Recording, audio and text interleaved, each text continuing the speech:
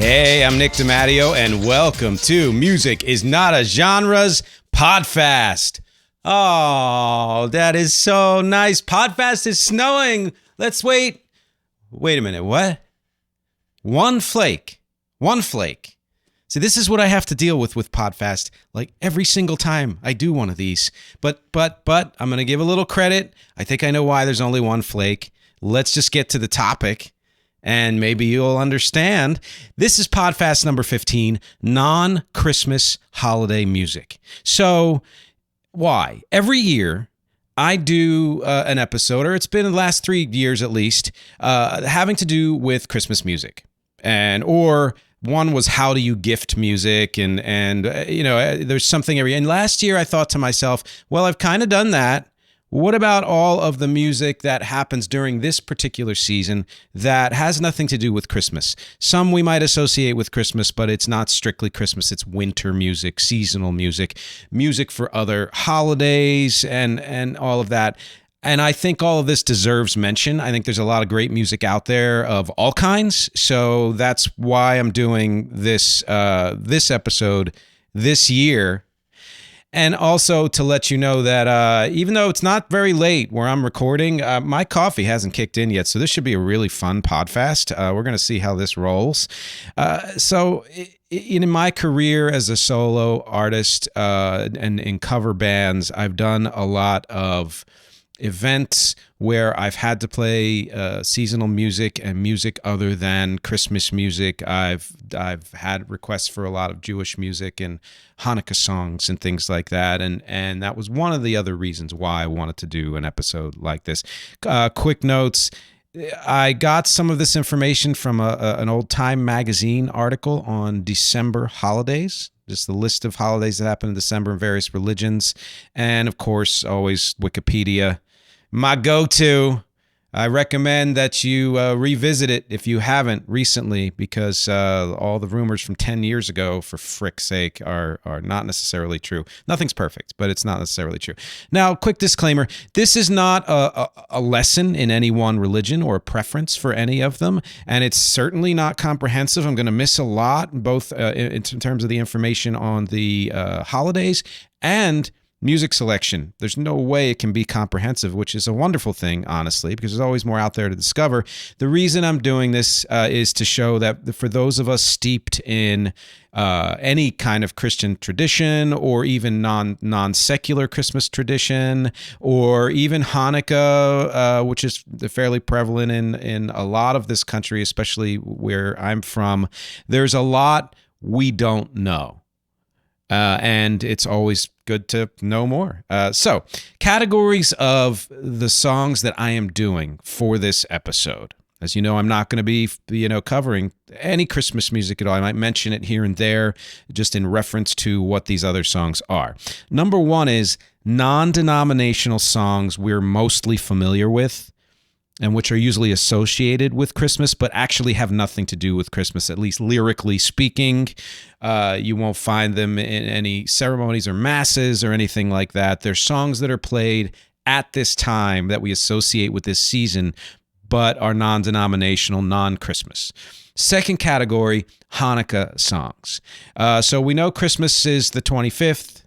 Christmas Eve, the 24th, the Epiphany's the 26th. I say that because the whole 12 days of Christmas thing, people don't realize sometimes it's after Christmas. It's the 12 days after Christmas that lead to the Epiphany. And that's all I'm saying about that. Hanukkah is variable. This year, it was early. It's done already as of this recording, and this is airing. It's a special holiday PODFAST. It's between Christmas and New Year. So, a little shorty here for people who are busy, me included. And then Hanukkah can fall anywhere from late November to early January, but it's usually in December. It starts on the 25th day of Kislev. It's a central part of the Jewish Festival of Lights. It entails the lighting of a 9-branch menorah each night. The 9th candle is used to light the others. The ritual symbolizes how 1 day's worth of oil miraculously lasted for 8 days during a battle between a small group of Jewish people and the powerful Greek-Syrian army in 165 BC. Per Jewish tradition, they are said to have emerged victorious and reclaimed the Holy Temple in Jerusalem. The next category of songs I'll be doing would be Kwanzaa songs. Kwanzaa is December 26th to January 1st. It is the newest celebration on this list. The week-long holiday of Kwanzaa honors African-American heritage. It's a cultural holiday as opposed to a religious one. Black nationalist Maulana Karenga created Kwanzaa in 1966 as a way to unite the African-American community following the Watts Rebellion in a predominantly black Los Angeles neighborhood. An uprising against systemic racism began after a white California highway patrol officer arrested a young black man for drunken driving. Gee, that doesn't sound familiar. The rebellion led to 34 deaths, 2/3 of which were individuals shot by police or National Guard troops. Happy holidays, people. This stuff happens. Per the Associated Press, it also resulted in more than 1,000 injuries. Karenga laid out 7 key principles for Kwanzaa: unity, self-determination, collective responsibility, cooperative economics, purpose, creativity, and faith. Its name comes from the Swahili phrase, matunda ya Kwanzaa, which translates to first fruits. Kwanzaa celebrations draw from African musical and storytelling traditions, and you'll see that when we get to the music. Next holiday, it is Bodhi Day, which is on December 8th, also known as Rohatsu in Japanese and Laba in Chinese. Other Eastern countries, it's folded into Vesak Day, which is the birth, enlightenment, death of Gautama Buddha.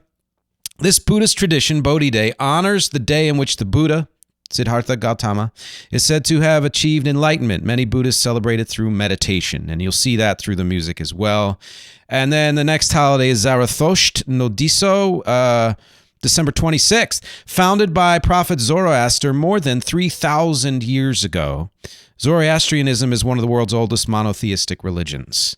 Some of Christian tradition was based on many pre-existing religions, some pagan. This Zoroastrianism was a big one, actually.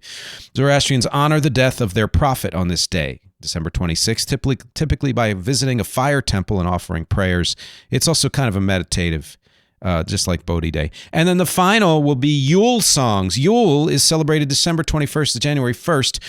Wiccans and neo-pagans celebrate the winter solstice, the darkest day of the year, in December 21st. That's the non-coffee, not talking.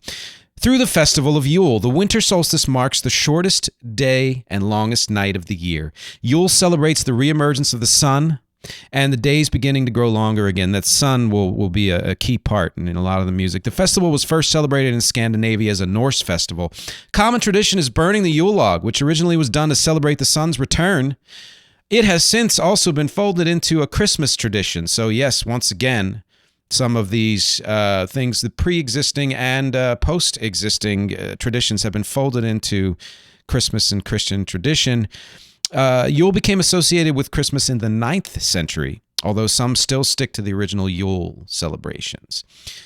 So let's just get right to it, as if we haven't already. That first category, non-denominational songs.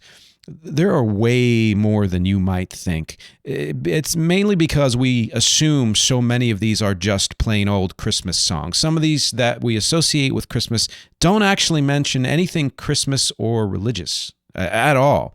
Some great examples: Let It Snow, Winter Wonderland, Jingle Bells, Deck the Halls, Sleigh Ride. All of these were what do people do, especially when these songs were written. That they would take a sleigh ride and they'd have bells on it, I assume to warn pedestrians. I have no idea.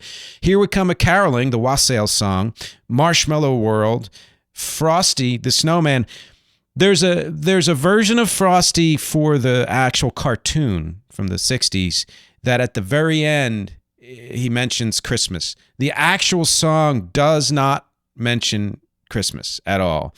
Newer songs are often folded now into it's been happening for hundreds of years, but some of the ones more contemporary, Fleet Fox's White Winter Hymnal, Counting Crows Along December, among many others, which, by the way, is on my playlist. And just so you know, for this PODFAST, there will not be a featured song. The featured song, quote unquote, is my annual Christmas playlist, which I've been compiling for years. I have shared it before, but it changes every year, and it absolutely includes a bunch of non-Christmas songs, non-denominational songs and Hanukkah songs and all of that, and I plan to add more this year, so I will put the link there. Unfortunately, right now, it's only on Spotify. I do eventually hope to create it on YouTube, but that's going to take some work. Patreon.com/music is not a genre is how you fund that work. Thank you. Original lyrics that don't mention Christmas at all. I said that. Baby, It's Cold Outside. And My Favorite Things, which has become a holiday time song. And and so that's it for non-denominational songs. And when I say that's it, again, it's not comprehensive. I'm sure there are dozens more, but those are some of the more popular ones, some of the ones that we are familiar with. So when you hear things like Deck the Halls and Jingle Bells, now I understand the argument that, no matter what we want to say about freedom of religion, et cetera, this country tries so damn hard to be a Christian country. And it's annoying. Not because Christians are annoying or Christmas or any of that, but because we are supposed to have a separation of church and state, and that doesn't always happen.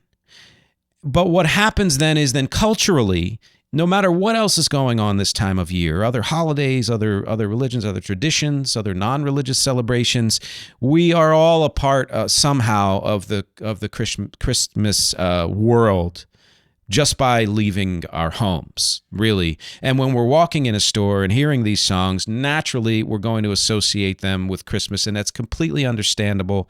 It's an argument that I understand and in many ways agree with, but if we're getting super technical and want to maybe change things for future years, these songs mentioned, because they are seasonal songs, can be used for any tradition. And as you'll see, some of them are used for other traditions as we get towards the end of this list. So Hanukkah songs. Hey, by the way, what's your preferred way of spelling Hanukkah? Because it's a translation of a different alphabet. Of course, there's many variations in how to spell it. I've always preferred CHANNUKAH. That's I don't know why. I don't know where I got it from. Hanukkah, and I for some reason, I've always liked that it starts with a C. But what's your preferred one? Many of these Hanukkah songs are religious, as is true for many Christmas songs and other religious songs. Lots of which of these aren't played as frequently as the more popular and newer songs. So some of these here listed, Hanukkah, O Hanukkah, which is a traditional song, but this is interesting to me. It's something I discovered. A lot of the quote-unquote traditional Hanukkah songs that are often cited this time of year were actually created in the early 20th century, which, that's a long time ago, but we're not talking about hundreds of years or, even a couple hundred years. Jack Black does a great version of Hanukkah, O Hanukkah. It's on my holiday playlist. That the link that you have there, you can look for it or just search for it yourself. I think Jack Black's joy for singing comes through no matter what he's doing, whether it's with Tenacious D or not. And Hanukkah, O Hanukkah is a great example of that. He's done some other things this year. I've seen clips of, I don't know if they're from this year, but I've seen them this year where he's singing other Jewish songs. And somebody's like, if he was, at a service, I would be religious or something like that. Dreidel, dreidel, dreidel. I knew as a kid. Now, again, this one was also early 20th century, written in 1927. Did not know that. I know that song because one of my best friends growing up he's Jewish, lived right across the street, and so we hung out a lot together. And because in my area where I grew up, and also in this area here, New York City, there's such a pretty large Jewish population, I got to know quite a bit about certain traditions and part of the culture. And I once knew, I think, a lot of those words. And I actually was so enamored of this. This is called True Confession. When I was a kid, I don't remember how old, I took that said friend's dreidel home with me because I wanted it. And his mother came and, I guess he was like, where's my dreidel? And got it. And I got in trouble, as I should have. The long story short, I still don't have a dreidel. So if anybody out there wants to send me one, I would absolutely love that. Some more songs. Mi Yimalel, which means who can retell. It's traditional from the Torah. It's a psalm in the Torah. Maus Tzur, Rock of Ages, is traditional. Sivivon, so I'm not sure the exact name of this. I've seen varying names. It's also traditional. Al-Hanisim is another one that's traditional.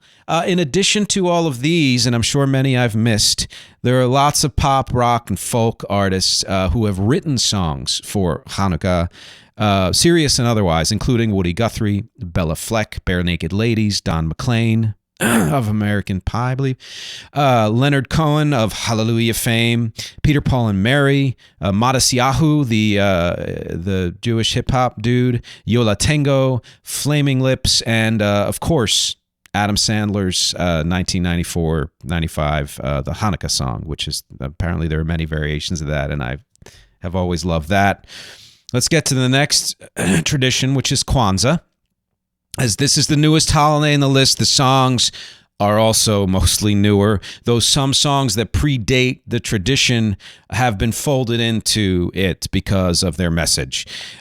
Most of the non-English songs that are part of Kwanzaa are in Swahili. I can't attest to them all being in Swahili, but that is largely the case. And then there are predominantly English songs on this list as well. Here are some. The Happy Kwanzaa song by the Fanoko Singers. There's a version by Teddy Pendergrass, which apparently is very popular. I've always been a fan of Teddy Pendergrass, primarily because he was part of the Philly soul scene, and I'm originally from Philly. Mutoto Kwanzaa by Angelique Kidjo. I'm sure I mispronounced at least 3 of those syllables. Kwanzaa song by Lovely Hoffman. Happy Happy Kwanzaa by Bunny Hull. Now listen, if you're there and you celebrate Kwanzaa and you're like, these aren't the original artists or somebody else wrote them, let me know. This is the information I could find from several sources. This Kwanzaa by Fuchs, which I actually really enjoyed that song. The Light of Kwanzaa, Kujichagulia. And yeah, I'm sure I'm missing a lot. It's a very short list of songs specific to Kwanzaa, but songs not specifically about Kwanzaa that are usually played because they are Afrocentric or they're about civil rights or empowerment. There's some here, and the first one, I'm like, I love this, which is Mos Def, his song Umi Says. And I know that's not his name now, but when he recorded this, he was going under the artist name Mos Def. I love Umi Says. I didn't know it was part of the Kwanzaa, playlist and all that. And it might have just been for a few people, but I love that. Andra Day, Marvin Gaye, Donny Hathaway, India Arie, James Brown, Sam Cooke, Lauryn Hill, Youssou N'Dour, Stevie Wonder, and all of these artists their music has been folded into the Kwanzaa tradition as well as many others. And McFadden and Whitehead. Again, Philly soul sound. Funny story, I actually worked with John Whitehead way back. I did a show with him. He was part of kind of a circle of friends and family that I had back then. Fun. I did a dance that I felt quite embarrassed about, but apparently people enjoyed it. So, there was me singing one of my originals. So let's get to another holiday. Bodhi Day, a holiday that is celebrated mostly through meditation, is not likely to have a ton of festive songs. And that's the case with Bodhi Day. In fact, many playlists I ran across are honestly with just all meditation music. So music you'd play in the background to help set the mood and tone for whatever Bodhi Day tradition that you might enact. Buddhist chants are part of those playlists often as well. It's similar to Kwanzaa, by the way. Many of the newer songs are intended to teach kids and adult neophytes the basic tenets of the holiday. So there are a lot of Kwanzaa songs that go through the 7 principles, etc. There are a bunch of Bodhi Day songs that go through the meaning and the tenets of that tradition as well. Here's one, under the Bodhi tree, under that Bodhi tree, or sitting under the Bodhi tree. Again, there were several titles. Seems to be the most famous one. Bodhi Day and Happy Bodhi Day.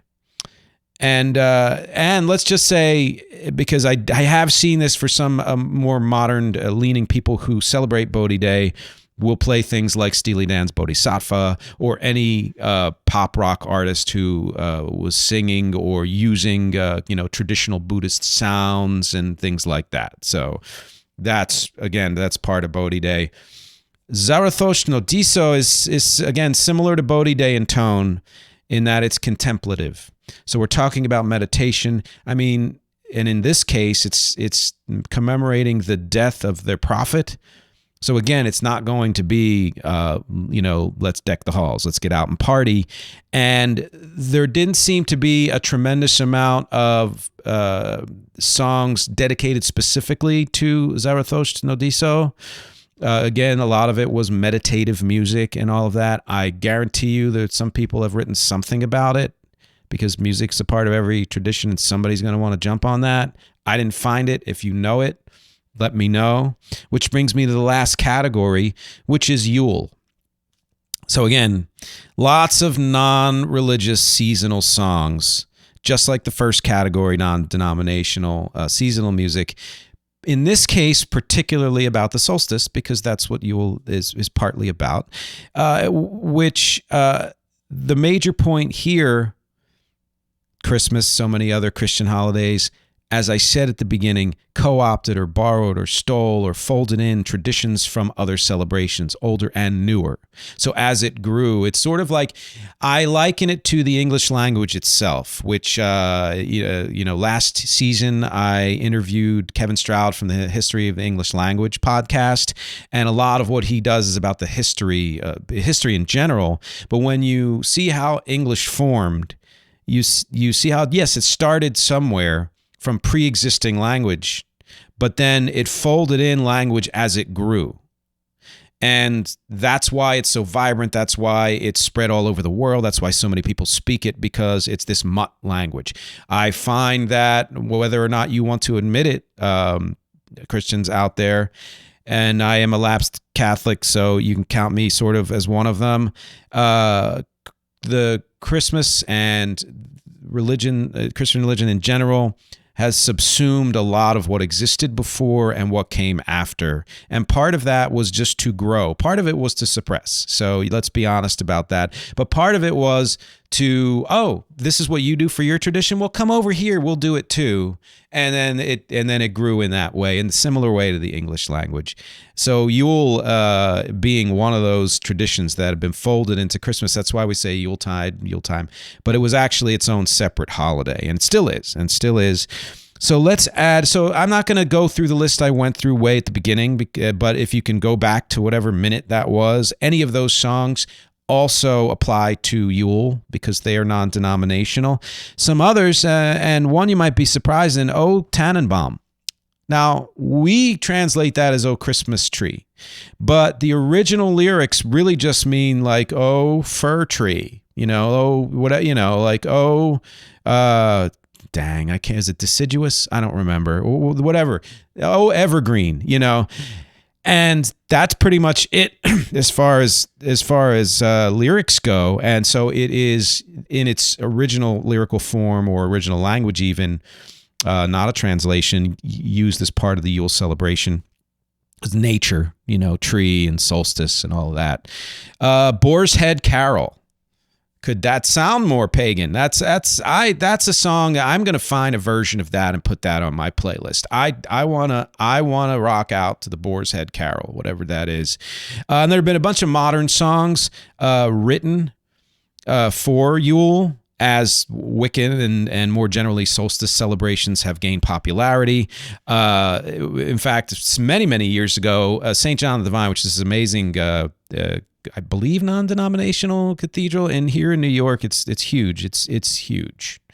I went to, they have concerts there. I actually performed a concert there once, a long time ago, but I went to a concert there, and it was about, it was a solstice. I don't remember which solstice, but we did a lot of howling. So that was fun. But a lot of this is very celebratory and very connected to nature and all of that. Some of the modern songs that are associated with Yule are Solstice Evergreen, On Midwinter's Day, Solstice Carol, Santa Claus is Pagan Too, which explains the pagan origins of Santa, again subsuming other traditions into the Christian religion and tradition. The Christians and the Pagans by Dar Williams. And there are other songs that adapted to Yule that have to do with either winter and or the coming of the sun. In fact, Here Comes the Sun is one. I'll Follow the Sun. So a bunch of Beatles songs, but anything that has to do with the sun. So quick conclusions as we wrap here. Music is somehow a part of every tradition.